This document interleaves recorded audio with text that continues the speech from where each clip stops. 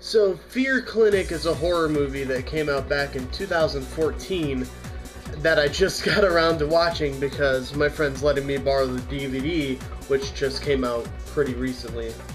Yeah, it actually came out, I think, in February on DVD.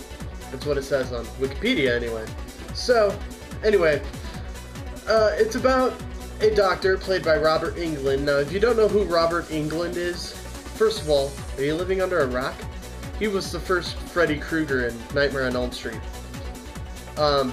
Anyway, it's about him. He's a doctor named Dr. Andover, and he created like a machine to treat people's fears. This machine sort of animates the people's fears so they learn how to deal with it, and it's such a success that the people's fears go away forever. Or so it seems. About a year after a deadly shooting in a diner somewhere in Ohio, 5 of the survivors from the diner shooting come back to the Fear Clinic, and they ask Dr. Andover for more treatments because their fears had begun to re-emerge after being cured the first time. And they have no idea why it's going on, it just is happening. The doctor doesn't really want to treat them because one of his previous patients, Paige, died during her session in the fear chamber, so he sort of put it away, didn't want to touch it again. But after the 5 people come back seeking treatment, he's like, okay, let's do some more sessions. So the sessions run through, everything's going okay until one of the patients, I think her name was Kaylee, I'm pretty sure, let me just scroll down here. Yeah, Kaylee. She starts vomiting up like a black substance, and after he's researching what the substance is, he starts seeing hallucinations of Paige, the girl who died in the fear chamber. And so he starts to suspect, okay, this is fucking weird. So after that happens, a new patient arrives named Blake. Now, he's been reduced to a wheelchair, and he can't talk, because after the shooting, he suffered a massive head wound, which fucked up his brain. He can't really speak, and like I said, he's relegated to a wheelchair. So Dr. Andover begins doing treatments on Blake, and they discover that something miraculous happened. His brain healed. His amygdala, which is the part of the brain that processes fear, it healed itself. So this and the previous hallucinations of Paige make Dr. Andover believe something is really weird here. Like something beyond his power is happening. So another new patient comes, Megan, because she has a small cyst on the back of her neck. So Dr. Andover's assistant cuts into it, and the same black substance that Kaylee vomited up starts pouring out of the wound. After doing another therapy session with Blake, Dr. Andover starts to suspect that Blake is hiding something, as he is reluctant to describe any of the events of the shooting.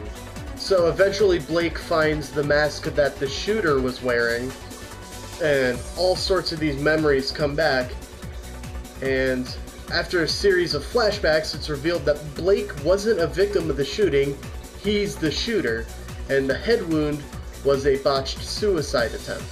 So after wandering around the clinic, Sarah, the main character, finds a tape recording of Dr. Andover stating that the black substance is part of a creature that's supposed to be the living embodiment of fear, or at least it wants to live.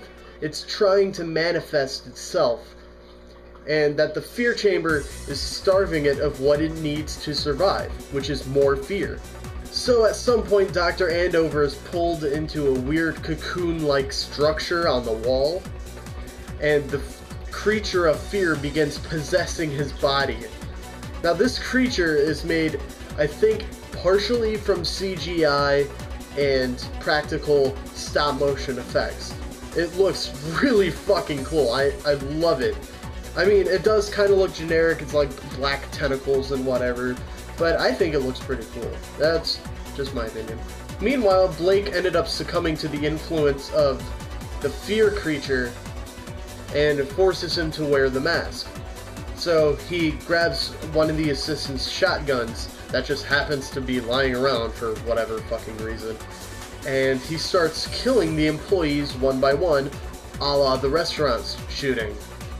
Sarah inevitably runs into Blake, who chases her until she remembers a statement Dr. Andover made about Paige, that her time in the fear chamber incapacitated Paige, but she didn't die until he closed her eyes. Sarah realizes that although it killed Paige, it deprived the creature of its source of food.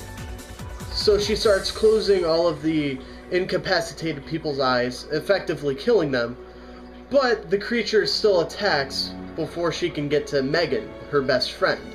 After a small struggle, Sarah ends up closing Megan's eyes, and Dr. Andover is freed from the creature's possession.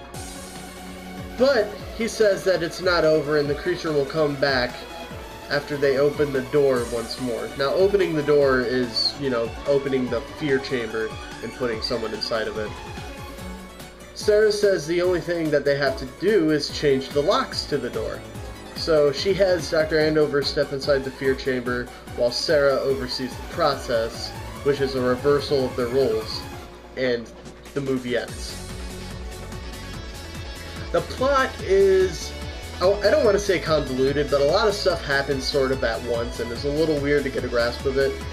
The first sort of half an hour to 40 minutes is, nothing really happens except plot stuff.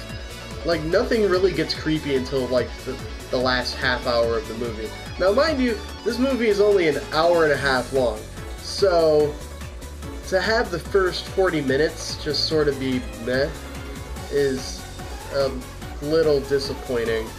But, you know, at the end, I ended up enjoying it. It wasn't as bad as I thought it was going to be, because I heard a lot of people didn't really like it. It has a 5.8 on IMDb, I'm pretty sure. Corey Taylor from Slipknot and Stone Sour is in it, and he is fucking awesome. There's only like one part in the movie where I'm like, okay, yeah, he phoned that in.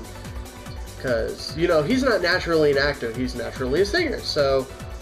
But yeah, his character's pretty cool. His name is Bauer. He doesn't really do much in terms of advancing the plot, but he's there, and he's not that bad. The main character, Sarah, played by Fiona Dourif, who's Brad Dourif's daughter. If you don't know who Brad Dourif is, he's Chucky in the Child's Play movies, and he's Grima Wormtongue in Lord of the Rings. But, she does a pretty fantastic job. I think she's an amateur actress, I don't know, it says on her IMDb she's been active since 2005. This is the only thing I've seen by her, so can't really, you know, judge this performance based on earlier roles, but she does a pretty good job. Everyone else does an alright job. Robert Englund is fucking phenomenal in this movie as Dr. Andover. He's, oh my god, easily the best character in the movie, because I'm pretty sure he's had more acting experience than anyone else in this movie.